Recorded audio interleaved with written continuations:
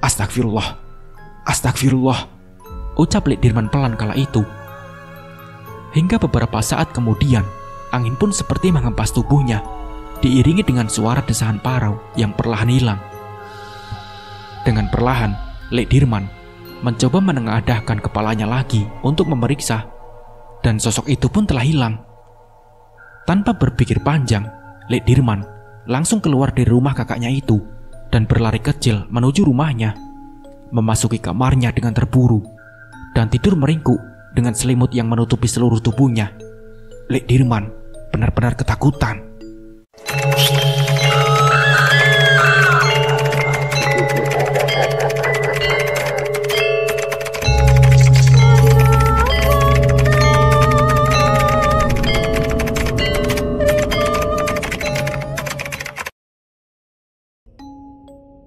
Hampir 3 hari setelah kejadian itu, Lek Dirman masih mencoba bungkam.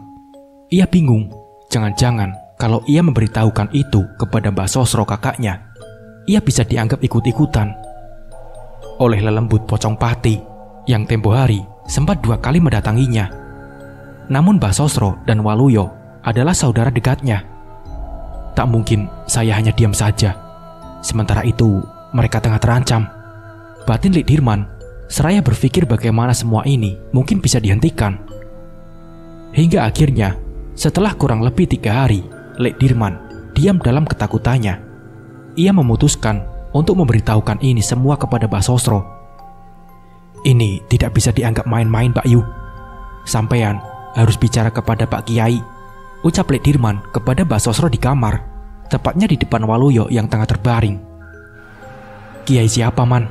Tahu sendiri kan, di daerah sini gak ada kiai, kata Mbak Sosro menanggapi ungkapan dari Lek Dirman itu. Sebagai orang yang kental akan budaya Jawa, Mbak Sosro meyakini sebuah karma tak akan pernah bisa dicegah. Karma harus tetap dilalui oleh Waluyo sebagai pelebur dosa di masa lalu.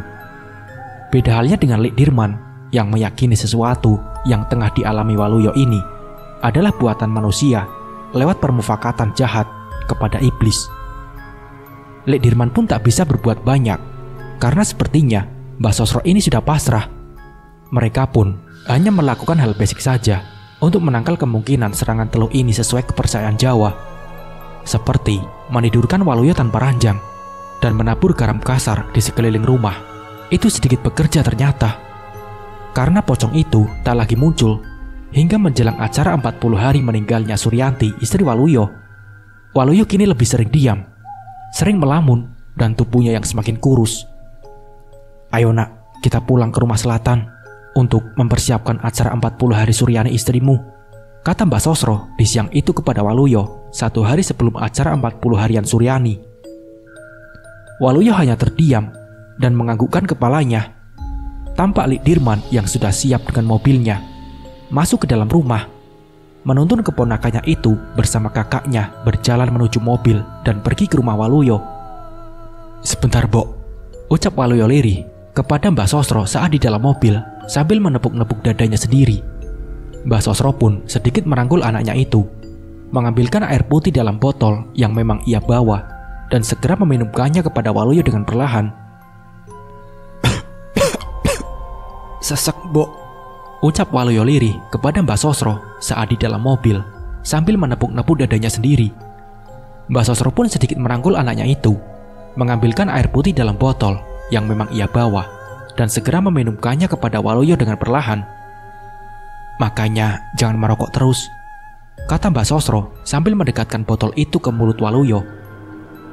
Hingga sampailah mereka di tempat tujuan. Beberapa saat kemudian, tampak Sulis dan Mbok Menik yang tengah menyapu halaman rumah Waluyo segera mendekat ke mobil, ikut membantu menuntun Waluyo masuk ke dalam rumahnya. Uang yang saya titipkan lewat Lek Dirman sudah dibelanjakan toh, Mbok? Tanya Mbak Sosro kepada Mbok Menik beberapa saat setelah masuk ke dalam rumah. Sudah, Bu, itu sudah komplit dan sudah saya masakin sekalian, jawab Mbok Menik seraya meraih uang sisa belanja dari dalam kanditnya dan memberikannya kepada Mbak Sosro. Waluyo masuk ke kamarnya diantar oleh Lek Dirman dan Sulis. Tampak raut kesedihan di wajah Sulis melihat keadaan juraganya sekarang yang kurus dan pendiam. Ayo nata kursi, ucap Lek Dirman kepada Sulis kala itu seketika membuyarkan kerisauan Sulis. Sementara Mbok Menik dan Mbah Sosro yang tengah bersiap di dapur, Sulis dan Lik Dirman kini tampak tengah menggeser-geser kursi di ruang tamu dan menggelar tikar setelahnya. "Kamu tahu nggak, Lis, siapa kira-kira orang yang membuat Waluyo menjadi seperti itu?" ucap Lik Dirman dengan tiba-tiba saja kepada Sulis yang tengah membenarkan posisi karpet yang agak melengkung. "Aku nggak ngerti, Likman. Permisi, kalau boleh dipetakan, hampir semua orang di kampung sini nggak suka sama Ibu Suryani," ucap Sulis dengan sedikit gugup dan membisik. "Kalau yang paling habis-habisan kegarah hutang dengan Waluyo, kira-kira siapa, Lis?" kata Lik Dirman lagi seraya mendekat. Sulis tampak berpikir sejenak. Ia mulai memetakan orang-orang yang sempat berhutang dengan Waluyo. Hingga ketika Sulis mulai mengingat sebuah nama dan hendak mengatakan itu, obrolan mereka pun dialihkan oleh suara erangan dari Waluyo. "Tolong! Tolong! Tolong!" erang Waluyo dari dalam kamarnya. Semua orang di dalam rumah itu tentu mendengar dan segera menghampiri. Lik Dirman dan Sulis yang pertama kali datang melihat Waluyo tengah menepuk-nepuk dadanya. "Sesak, aku sesak, dadaku sesak, panas," ucap Waluyo yang terbaring di karsul lantai kamar itu. Sulis bergegas mengambilkan air putih di dapur, seraya memberitahukan ini kepada Mbah Sosro dan Mbok Menik yang belum begitu ngeh dengan suara arangan dari Waluyo. Waluyo sudah sedikit ditenangkan setelah meminum air putih dan air sirih wulung yang dioleskan oleh Mbah Sosro di sekitar dadanya. "Apa tidak dibawa ke rumah sakit saja, Bu?" ucap Mbok Menik kepada Mbah Sosro saat itu. "Kemarin sudah saya panggilkan mantri yang datang langsung ke rumah, dan menurut dia Waluyo tidak kenapa-napa," jawab Mbah Sosro seraya menghela nafasnya. Singkat cerita, malam pun tiba. Lik Dirman sudah pulang ke rumahnya dan akan kembali lagi ke sini esok hari. "Akhirnya tidur di sini lagi. Semoga tak terjadi apa-apa," batin Sulis di kamarnya malam itu, seraya menutupi separuh tubuhnya dengan kain sarung yang semula ia selempangkan. Hampir sebulan ia tidak menginap di rumah juraganya itu. Ingatan-ingatan tentang sosok pocong yang pernah mendatanginya itu pun tentu seketika muncul, yang langsung Sulis tepis dengan menyalakan radio di sampingnya. Sementara itu di ruang lain, terlihat Mbok Menik baru saja selesai sholat isya. Sambil masih menggunakan mukena, ia duduk di atas ranjang. Tangan kanannya memegang tasbih dengan mulutnya yang tak berhenti berzikir. Sesekali Mbok Menik melihat ke kanan dan ke kiri, sama seperti Sulis. Ingatannya kembali lagi ke pocong itu, yang sedikit banyak tentu membangkitkan rasa takutnya. "Mati, mati, mati." Itulah kata yang seketika terngiang di ingatan Mbok Menik, kata yang sempat terucap oleh sosok pocong itu. Di waktu yang bersamaan, Mbah Sosro tampak berjalan kembali ke ruangannya. Sehabis menemani Waluyo yang kini sudah tertidur, wajahnya tampak gelisah, menengok ke arah jam dinding yang menunjukkan hampir pukul 11 malam itu. Lampu ruang tengah yang tiba-tiba berkedip membuat Mbah Sosro sedikit mempercepat langkahnya dan segera masuk ke dalam kamar, mengunci pintu dan merebah di atas tempat tidurnya. Jam terus berlalu, kini menunjukkan hampir pukul 00 malam. Mbah Sosro, Sulis, dan Mbok Menik masih terjaga di kamarnya masing-masing. Entah apa yang mereka rasakan, yang jelas mereka rasa malam itu terasa sangat aneh, janggal, dan sulit dijelaskan. Suara orang berjalan dengan menyeret kaki pun terdengar, diakhiri suara benturan di setiap jedanya. Di dalam kamarnya masing-masing, Sulis, Mbok Menik, dan Mbah Sosro mendengar suara itu. Sulis yang pertama kali bangkit dan hendak mengintip, ia merasa tak cukup nyali. Tapi dengan sedikit ragu, ia pun berjalan mendekat dan menempelkan telinganya di daun pintu kamarnya. Dan suara itu memang benar-benar ada, seperti berkutat di ruang makan yang berada beberapa meter saja dari kamar Sulis. Pek! Mendengar itu, Sulis langsung menjauhkan telinganya dan melompat ke atas tempat tidur. Malam ini, ia tak ingin berurusan dengan itu lagi. Di waktu yang bersamaan, Mbok Menik yang juga mendengar suara itu langsung bergegas menengok jendela di kamarnya. Beda dengan Sulis, Mbok Menik justru merasa suara itu berasal dari luar rumah. Dengan penuh keraguan, ia sedikit menyingkap tirai jendela kamarnya, mengintip, dan meski suara itu masih terdengar, Mbok Menik tak melihat apapun di luar selain kegelapan malam. Ia pun kembali menutup tirai itu, kembali merebahkan tubuhnya, dan mencoba untuk tidak memperdulikan suara itu yang masih saja terdengar. Masih di waktu yang sama, Mbah Sosro kini tampak terduduk di atas ranjangnya, mengamati suara itu seraya mengernyitkan dahinya. Suara apa itu? Batinnya seraya turun dari atas ranjang dan mengenakan alas kaki. Mbah Sosro berjalan perlahan dan keluar dari kamar itu. "Mbok, Lis," panggil Mbah Sosro dengan sedikit pelan. Suara itu masih terdengar. Mbah Sosro yang mulai ragu pun segera masuk kembali ke kamarnya, seraya memegang tengkuknya yang sudah bergidik. Entah berapa lama suara itu bertahan, yang jelas perlahan bau bunga kemuning mulai tercium di setiap ruangan di rumah itu. Mbok Menik, Sulis, dan Mbah Sosro tengah sibuk dengan ketakutannya di dalam kamarnya masing-masing. Hingga terdengar suara teriakan dari Waluyo dari dalam kamarnya, yang sontak membuat mereka semua mau tidak mau harus keluar untuk memeriksa. Mbah Sosro yang pertama kali datang, disusul oleh Mbok Menik dan Sulis yang tampak tergopoh-gopoh masuk ke dalam kamar Waluyo. Tampak dia sedang menggelinjang kesakitan, memegang perut dan dadanya. "Panas, Mbok, panas!" Orang Waluyo beberapa saat setelah Mbah Sosro, Sulis, dan Mbok Menik masuk. "Istighfar, istighfar Nang, istighfar," ucap Mbah Sosro sambil memegang kepala anaknya itu. Perut Waluyo tampak agak membuncit, aneh sekali, dan bersamaan dengan itu suara itu muncul lagi. Terdengar jelas di setiap jeda arangan Waluyo. Mbah Sosro terlihat mengelus perut Waluyo, seraya mengucapkan doa yang tak Sulis dan Mbok Menik ketahui. Hingga dengan ajaibnya, perlahan Waluyo mulai tenang, namun tidak dengan suara itu. Hentakannya terdengar menggema di dalam rumah. Mbah Sosro menoleh ke arah Sulis dan Mbok Menik yang berada di belakangnya. Tatapan matanya seakan bertanya-tanya tentang suara hentakan yang berada di luar. Suara itu terdengar semakin mendekat, dan sepertinya kini tepat berada di depan pintu kamar. Sulis yang paling dekat spontan menoleh perlahan ke arah pintu di belakangnya yang memang sedikit terbuka. Sulis sontak kembali memalingkan pandangannya dan mendekatkan posisinya ke arah Mbok Menik berdiri. "Tenang, tenang," ucap Mbok Menik pelan dengan nada bicaranya yang sedikit ketakutan. Hingga pintu pun terbanting dan terbuka. Mbok Menik, Mbah Sosro, dan Sulis yang spontan menoleh kini akhirnya diperlihatkan oleh sosok yang menjadi sebab dari suara itu. Iya, benar, pocong itu yang kini menampakkan dirinya tepat di depan pintu. Brak! Mereka semua terdiam sambil memundurkan langkah menjauh dari sosok pocong itu. Pocong itu melompat, menghentakkan ke lantai, seraya memiringkan kepalanya, hingga perlahan seperti terbang dan mendekat tepat di ambang pintu, memperlihatkan wajahnya yang tua dan hitam seraya berkata, "Mati, mati, mati." Hingga sosok itu pun menghilang, berganti dengan Waluyo yang sekarang mulai kejang dan menggelinjang. Rasa takut yang mereka alami seketika berubah menjadi kepanikan dengan kejangnya Waluyo. "Setan keranjingan!" teriak Mbah Sosro yang kini tampak memeluk anaknya itu, diikuti oleh Mbok Menik dan Sulis yang memegangi kaki Waluyo. Hingga tak selang beberapa lama, kejangnya mulai melambat dan tenang. Waluyo tak bergerak lagi. Suasana sejenak hening. Namun, ini bukanlah keadaan yang baik.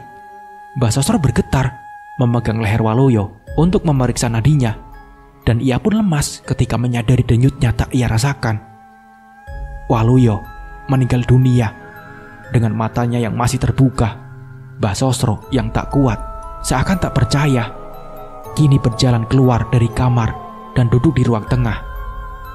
"Innalillahi wa inna ilaihi roji'un," ucap Mbok Menik seraya menutup mata Waluyo, disusul oleh Sulis yang kini menarik selimut untuk menutupi seluruh tubuh majikannya itu. Suasana yang tak bisa digambarkan. Tanpa berucap kata, Sulis berjalan keluar dari rumah, menarik nafasnya dalam-dalam, mencoba tenang dan mengetuk pintu rumah para tetangga untuk mengabarkan hal ini. Waluyo kini sudah pergi untuk selamanya, tepat di 40 hari meninggalnya Suryani. Dengan kejadian ini, masa berkabung tentu menjadi semakin panjang. Acara 40 hari meninggalnya Suryani kini digabung bersama waktu meninggalnya Waluyo. Hari yang sangat pilu dan aneh, tragis. Sementara itu, jam sudah menunjukkan sekira pukul 01.30 dini hari. Sulis masih berjalan menyusuri jalan desa menuju rumah Pak Kaum atau sesepuh ustad di desa ini. Di perjalanan tanpa disangka, ia bertemu dengan Lek Paimo, duduk di gardu dengan sarung yang terselempang dan senter baterai yang tampak digenggamnya. Wajahnya tampak gugup saat bertemu Sulis yang langsung menyapa. "Lagi ngapain dirimu, Paman?" ucap Sulis, seraya menghentikan langkahnya. Lek Paimo yang semula sedikit menunduk, segera menengadah dan menjawab sapaan Sulis. "Gimana, Lis? Majikanmu sudah mati?" Jawabnya yang sama sekali tak nyambung dengan apa yang ditanyakan oleh Sulis. Sulis terheran-heran mendengar perkataan dari Lek Paimo itu. "Bagaimana dia bisa tahu kalau majikanku sudah meninggal?" batin Sulis sambil menatap Lek Paimo dari ujung kaki sampai ujung kepalanya. Penglihatan Sulis sempat terhenti di tangan Lek Paimo yang terlihat kotor dengan tanah. "Jangan-jangan dia peneluhnya," batin Sulis seraya menjawab pertanyaan dari Lek Paimo tadi. "Iya, Paman. Pak Waluyo sudah meninggal baru saja," ucap Sulis dengan sedikit gugup dan langsung bergegas berjalan menuju rumah Pak Kaum. "Sureng kalah, Lis. Sureng kalah, ngunduh wong pakarti," ucap Lek Paimo dari belakang saat Sulis berjalan. Ucapan ini harusnya semakin memperjelas kalau dialah sang peneluhnya. "Asu, asu," ucap Sulis membisik sambil mempercepat langkahnya. Hingga sampailah ia di rumah Pak Kaum yang segera Sulis ketuk pintunya dengan terburu. "Assalamualaikum, Pak Kaum, Pak Kaum," ucap Sulis sambil menoleh ke sekelilingnya yang tampak sunyi senyap. Namun Pak Kaum tak juga menyahut panggilan dari Sulis. Dan di sini suasana kembali berubah menjadi menegangkan ketika Sulis melihat sorot senter dari kejauhan yang tampak mendekat ke arahnya. "Wah, jangan-jangan," batin Sulis sambil kembali mengetuk pintu rumah Pak Kaum itu. Dan benar saja, prasangka Sulis ketika melihat orang yang membawa cahaya senter itu mendekat, menampakkan wajahnya. Benar, orang itu adalah Lek Paimo. Dengan langkah dingin mendekati Sulis yang berdiri di ambang pintu. Tubuhnya tampak menguncup ketakutan saat Lek Paimo kini benar-benar ada di depannya dan berkata, "Sureng kalah, Lis. Musuh Waluyo itu ada di mana-mana," ucap Lek Paimo dengan penuh amarah. Sulis tentu tak menjawab pertanyaan itu. Ia hanya mengangguk sambil merendahkan dadanya.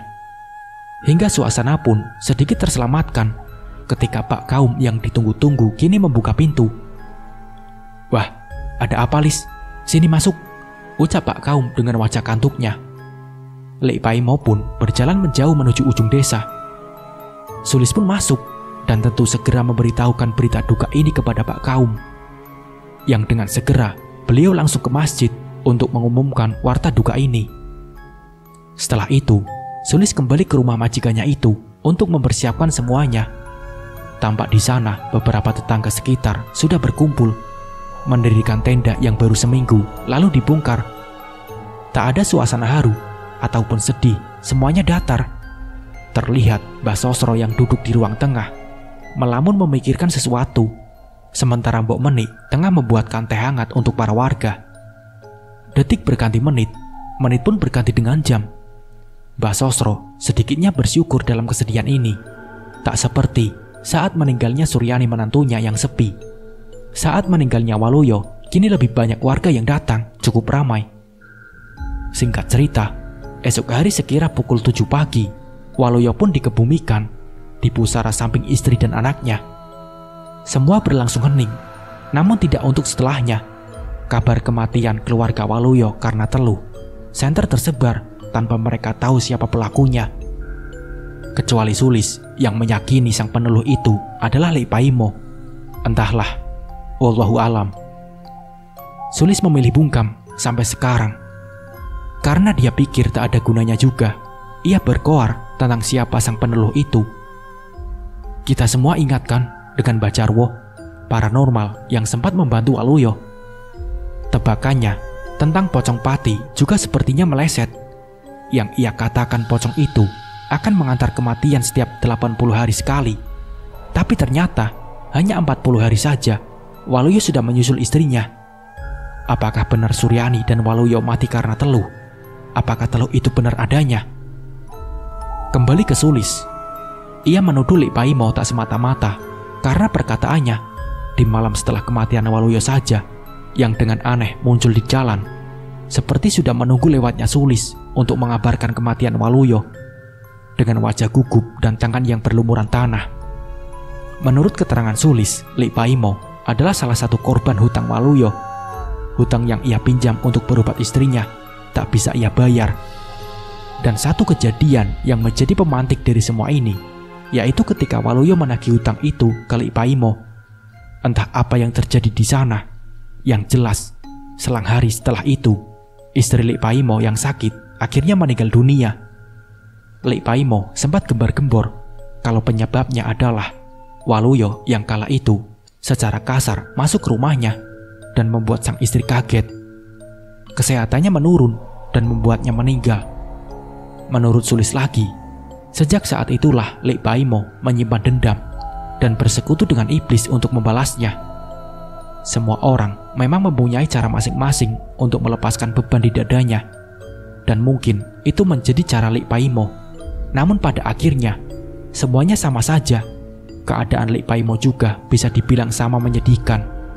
Karena 2 tahun setelah dendamnya tuntas, Lik Baimo ditemukan mati bunuh diri, menggantung dirinya dengan kain sarung di pintu bendungan pinggir desa.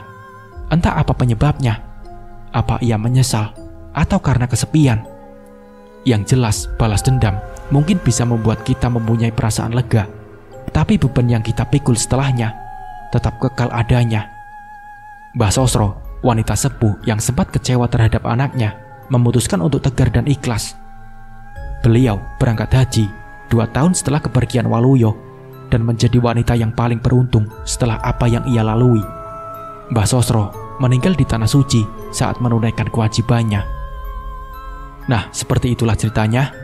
Terima kasih untuk teman-teman yang sudah mengikuti dan membaca cerita ini dari part pertama hingga akhir.